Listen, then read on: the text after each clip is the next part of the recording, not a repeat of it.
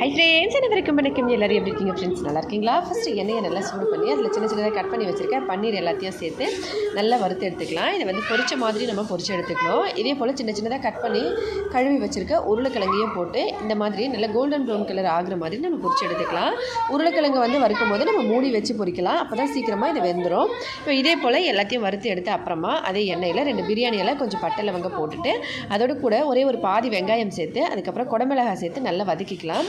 இப்போ ஒரு பேஸ்ட்டு தக்காளி, வெங்காயம், இஞ்சி, பூண்டு எல்லாத்தையும் அரைச்ச பேஸ்ட்டு ஊற்றி அதோட கூடவே கொஞ்சம் தனியாத்தூள், கொஞ்சம் சீரகத்தூள், கொஞ்சம் மிளகாத்தூள், கொஞ்சம் மஞ்சத்தூள், கொஞ்சம் கரம் மசாலா எல்லாத்தையும் ஒன்றா போட்டு நல்லா பிசைஞ்சு இந்த மாதிரி நல்லா எண்ணெய் பிரிஞ்சு வரும்போது உருளைக்கிழங்கு போட்டு நல்லா கலந்து தண்ணி ஊற்றிடலாம். தண்ணி கொதிக்க ஆரம்பிக்கும் போது பன்னீரை போட்டு நல்லா கொதிக்க வச்சு இறக்கணும்னா சூப்பரான பன்னீர் குழம்பு ரெடி ஆகிடுங்க.